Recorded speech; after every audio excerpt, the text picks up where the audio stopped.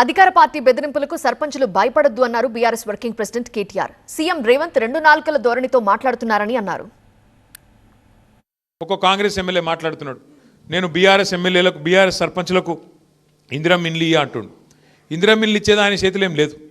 Indiramma committee నోటి పెట్టిండ్రు, కానీ అల్టిమేట్గా గ్రామ పంచాయతీ తీర్మానం లేకుండా ఎవరికి కూడా ఇండ్లు రావు. మొత్తం బాసులు మీరే ఉంటారు, సంతకాలు పెట్టేది మీరే. నెంబర్ 1 యాద పెట్టుకోండి. రేవంత్ రెడ్డి గారి ప్రెస్ మీట్ నేను కూడా చూసిన. మొదల 5 నిమిషాలు ఏం చెప్పిండు, 66% వచ్చినాయి, ఇవన్నీ కూడా మా ముఖం చూసి వేసిండ్రు, మా పరిపాలనకు ప్రజలు ఇచ్చిన కితాబు అని మొదల 5 నిమిషాలు చెప్పిండు. అటెన్గా ఎవరో విలేకరు అడిగిండు ఒక 5 నిమిషాల తర్వాత, సార్ మరి చక్కగా రాలేదు కదా ఏం సంగతి అంటే, అవన్నీ మాయి కావే, అవన్నీ కింద ఊళ్ళల్లో లోకల్ పరిస్థితులు బట్టి ఉంటాయి, మాకేముంటుంది అని మొత్తం మాట ప్లేట్ ఫిరాయించేసిండు ఒకటే ప్రెస్ మీట్లా.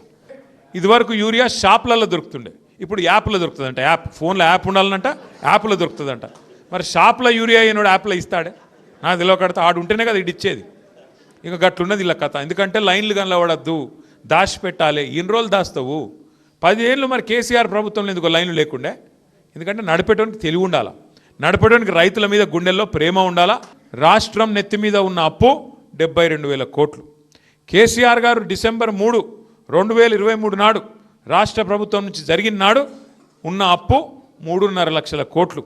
అంటే 3.5 లక్షల కోట్లల్లో మనకు విరాసత్గా వచ్చిన 72,000 కోట్ల అప్పు తీసేస్తే 2,80,000 కోట్ల అప్పు మాత్రమే మన ప్రభుత్వం చేసింది. మరి ఏం చేసిండు కేసీఆర్ గారు? అప్పు చేసి 2.5 లక్షల కోట్ల అప్పు అయింది. ఏం చేసినావు మరి 2.5 లక్షల కోట్ల అప్పు చేసి? ఒక ఇటుక పెట్టినవా? ఒక కొత్త రోడ్ వేసినవా? ఒక కొత్త మోరీ కట్టినవా? ఏం చేసినావు నువ్వు? 2.5 లక్షల కోట్ల అప్పు. పెన్షన్లు పెంచినవా? ఏం చేసినావు? ఎక్కడ పోయినాయి పైసలు? సమాధానం చెప్పరు. ఒక 2 ఏళ్ళు మనకు కొద్దిగా పరీక్షా సమయం ఉంటుంది. 2 ఏళ్ళు వాడొకటి వీడొకటి కాంగ్రెస్ వాడు మనల్ని అవమానిస్తే అవసరమైతే 1 నిమిషం తలకాయ కిందికేసుకోవాలి, 4 అడుగులు వెనుకకేయాలి. ఎందుకంటే ఎక్కడ నెగ్గాలనో తెలియాలి, ఎక్కడ తగ్గాలనో కూడా మనకు తెలియాలి. తెలిస్తేనే రేపటి రోజున 4 అడుగులు ముందుకేసేందుకు అవకాశం ఉంటుంది. కాబట్టి అధైర్య పడకండి.